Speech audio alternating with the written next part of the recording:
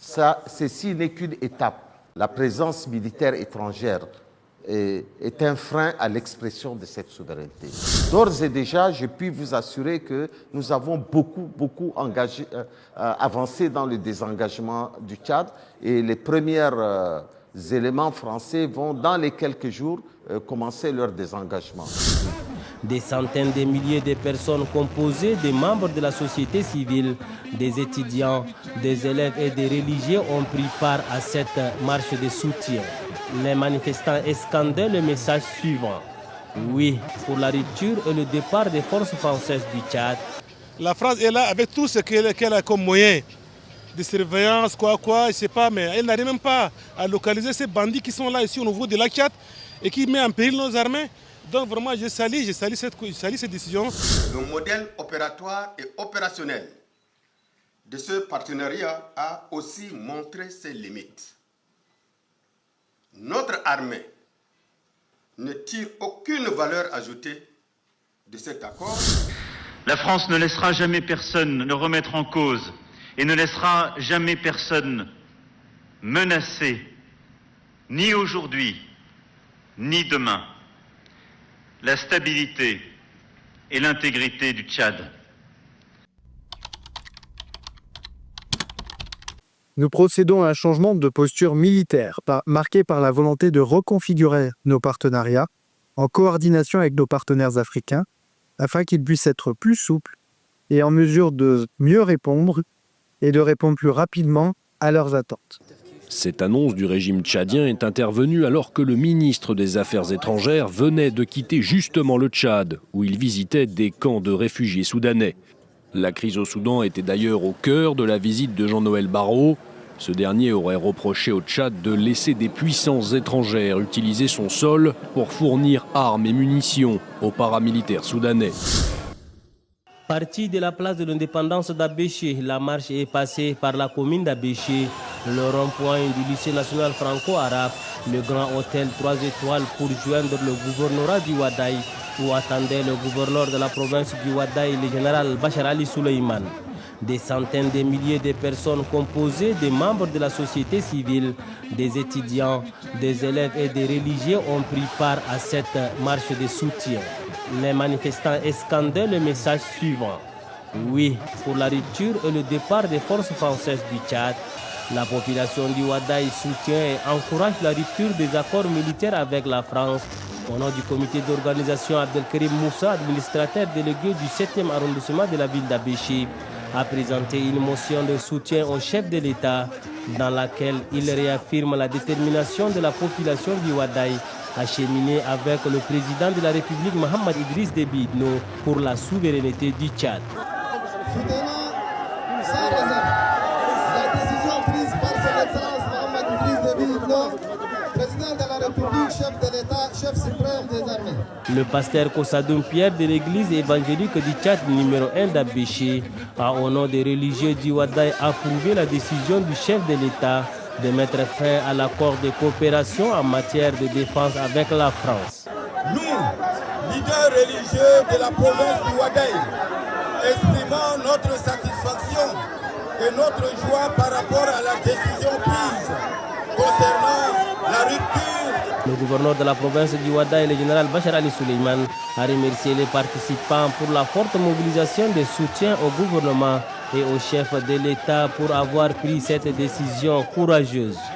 Il a en outre demandé à la population d'être vigilante et a signalé aux forces de l'ordre toutes sortes de menaces sécuritaires constatées.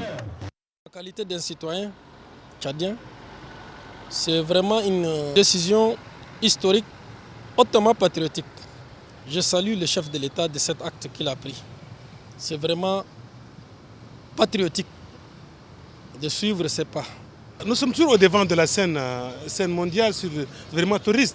Nous, on s'est intervenu au Mali, au Nigeria, au Niger. Et voilà, récemment, c'est venu chez nous. Et vraiment, la France est là. La France est là avec tout ce qu'elle a comme moyen de surveillance, je ne sais pas, mais elle n'arrive même pas à localiser ces bandits qui sont là ici au niveau de la Tchad et qui mettent en péril nos armées. Donc vraiment, je salue cette décision. Et vraiment, je souhaite de mon cœur, il faut que vraiment le Seigneur veille sur le Tchad avec la nouvelle année. Et c'est une chose sanitaire, vraiment, je suis pour. Nous n'avons pas vu depuis leur existence l'épanouissement de ce pays en matière militaire. À quoi bon de les retenir avec nous sans rien faire? Alors cette décision, vraiment, ça touche vraiment au cœur. Et le président a fait un grand pas vers l'avenir pour le développement de ce pays. C'est une décision réfléchie par les hautes autorités du pays. Moi, je ne vois pas le problème. Je crois que quand on recule un peu, ce n'est pas pour la première fois que cette décision a été prise. Mais j'ai lu dans le passé, c'était en 1975, au temps de Maloum aussi. Il y a eu cette décision et puis ça a été annulé. Maintenant aussi, on attend à voir. C'est une décision un peu réfléchie.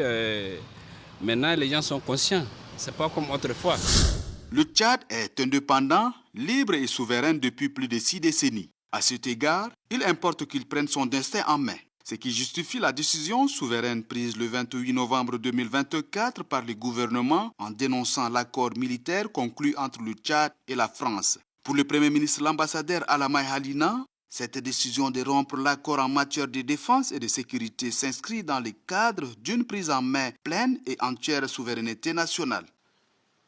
Il est évident que cet accord ne s'arrime plus harmonieusement aux réalités actuelles. Le contexte dans sa nature multidimensionnelle a littéralement évolué. À cet égard, les éléments constitutifs de cet accord méritent, bien évidemment, d'être questionnés. Au niveau stratégique, l'évaluation montre que le modèle opératoire et opérationnel de ce partenariat a aussi montré ses limites. Notre armée ne tire aucune valeur ajoutée de cet accord qui, pourtant, devrait nous accompagner efficacement dans la conduite de la mission de sécurisation des personnes et de leurs biens, ainsi que dans la lutte salvatrice contre le terrorisme. Toute la nation tchadienne doit soutenir notre armée. Monsieur le ministre, pour éclairer davantage l'opinion, dites-nous qu'est-ce qui a motivé la rupture de l'accord de coopération militaire entre le Tchad et la France. D'abord, merci de m'inviter. Il était utile que nous parlions de façon plus détaillée sur les ondes des médias tchadiens et surtout la télévision nationale. Je voulais dire que beaucoup de gens croient que c'est une décision qui a été prise de façon spontanée, de façon brutale. Non, pas du tout. Si on parcourt très bien le programme politique du chef de l'État, du président de la République, le président Mohamed Idriss Déby Itno, il a clairement dit dans son programme qu'il faille revisiter les accords de coopération. Ça fait plusieurs jours que le gouvernement discute de la possibilité de non pas créer une rupture, contrairement à ce que les gens pensent, mais conformément à l'article 22 de l'accord technique de coopération militaire, il fallait dénoncer cet accord pour mettre fin à ses effets immédiats.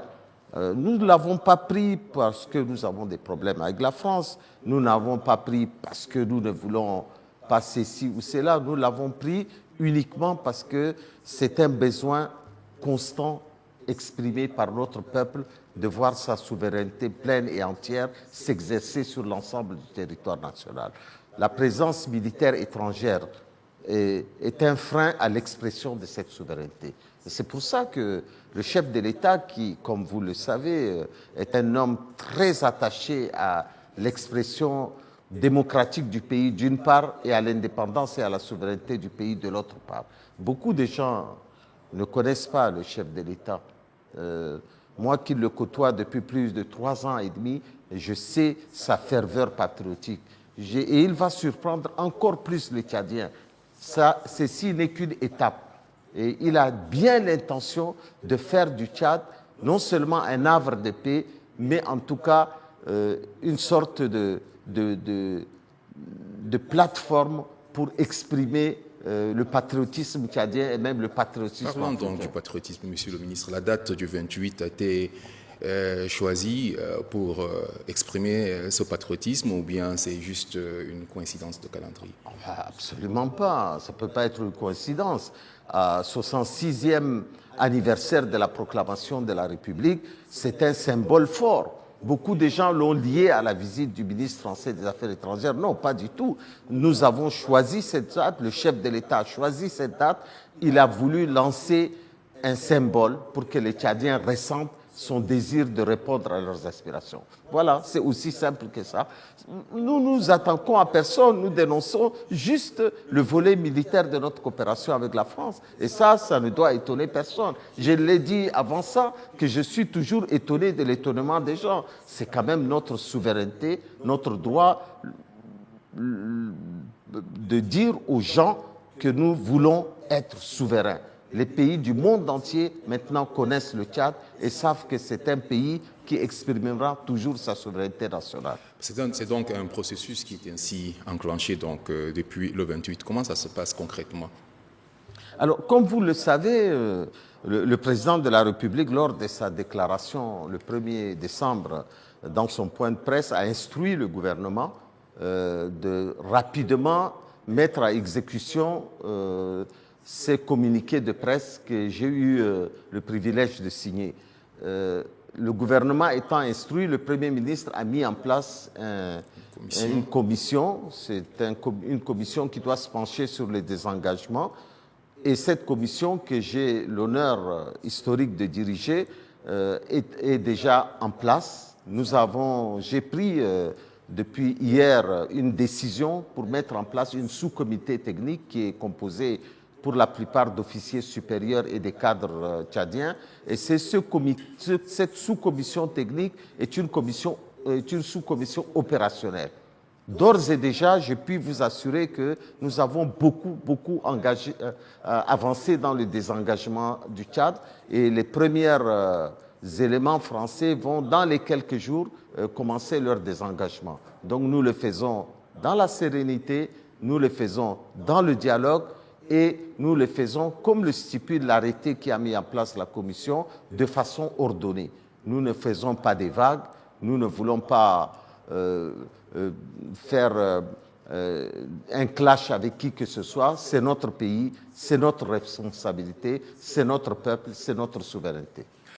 Monsieur le ministre, l'on constate l'unanimité des Tchadiens par rapport à cette rupture à travers des marches de soutien et des déclarations. La société civile, les leaders, les partis politiques, les religieux ont effectué ce matin une marche que nous allons suivre. Ce matin, les grandes artères de la capitale et le stade de Diguel vibrent au rythme des marches de soutien à la rupture de l'accord de coopération militaire avec la France. Munis du tricolore national, des banderoles et des affiches, les manifestants scandent un seul message: non à la coopération militaire. Nous sommes ici pour soutenir le président de la République, son Excellence Mohamed Idriss Déby Itno. À travers cette mobilisation, le peuple entend réclamer sa souveraineté et demande le départ sans condition des militaires français. Ils expriment son indéfectible soutien au président de la République et son gouvernement pour cette décision courageuse. Le président de l'Alliance Al-Assala, Dr Hissène Massar Hissène, et quelques autres manifestants saluent le courage du gouvernement du Tchad et demandent le départ des militaires français. Des exemples dans beaucoup de pays d'Afrique. Si le Tchad a pu défendre ses amis africains, les Tchadiens peuvent défendre leur patrie. Et cette décision est uniquement pour la coopération militaire. Qu'ils nous quittent le pays. Dans les mêmes élans, les manifestants se réjouissent de cette initiative et appellent le peuple tchadien à s'élever comme un seul homme pour sa souveraineté. Une nouvelle ère s'ouvre pour le Tchad dès la rupture de cet accord. Monsieur le ministre, vous venez de suivre avec nous ces images. Quelle est votre lecture? Bon, personne ne s'étonne de la ferveur patriotique des Tchadiens qui l'ont exprimée. Je voulais simplement dire que, et je suis heureux de constater d'ailleurs que ces manifestations sont strictement limité à la dénonciation de cet accord. Ce sont des manifestations sérieuses, qui sont pacifiques, et c'est ce que nous voulons. Nous ne voulons pas qu'on s'attaque à la France, au drapeau français, ni à brandir d'autres drapeaux. Nous voulons simplement exprimer notre souveraineté. Nous devrons le faire dans le calme. Je demande d'ailleurs à tous nos compatriotes de nous aider à sortir de ce désengagement des forces françaises dans le calme, dans l'apaisement et dans la sérénité. C'est un peu le travail qui m'a été donné. Et je pense que je demande le concours de tous les Tchadiens pour éviter les débordements inutiles. Nous n'avons pas besoin, pour exprimer notre souveraineté, de nous attaquer à un pays ami. Voilà un peu le message que je voulais. La question vous est aussi posée en tant que citoyen, non pas en tant que ministre porte-parole du gouvernement. Monsieur Abdrahmane Koulamala, cette fois-ci, quelle est votre lecture de la situation? Vous êtes peut-être jeune, mais tous ceux qui m'ont connu dans ma jeunesse savent que très tôt, dès mon jeune âge, j'ai été un militant anticolonialiste et anti-impérialiste. Donc je suis un militant révolutionnaire et je ne peux être que, à mon âge actuel, satisfait que le peuple tchadien se retrouve sur l'expression de sa souveraineté. Ça ne peut que m'attacher. Mais n'oublions pas aussi que je suis un diplomate. Je suis chef de la diplomatie. Je dois faire en sorte que notre diplomatie reste tempérée et notre diplomatie continue le dialogue. Vous savez que les diplomates, ils parlent, ils échouent, ils parlent, ils échouent, ils parlent, ils échouent, jusqu'au jour où ils parlent, ils réussissent. Nous devrions rester sereins pour faire cela. Nous le faisons pas contre quelqu'un, nous le faisons pour notre peuple, pour la jeunesse tchadienne, qui enfin ouvre sa fenêtre sur une perspective d'indépendance totale de notre pays. Et ça, ce n'est la fierté d'un seul homme. Le président Mohamed Idriss Déby, contre vents et marées, a décidé que cela soit ainsi, et c'est ainsi. Et en tant que chef de la diplomatie, je suis loyal et nous sommes tous loyaux envers lui, le Premier ministre en tête, et nous allons amener cette affaire jusqu'au bout, que les Tchadiens se rassurent. Nous l'amènerons jusqu'au bout, d'autant plus que nous le ramènerons avec sérénité et avec apaisement.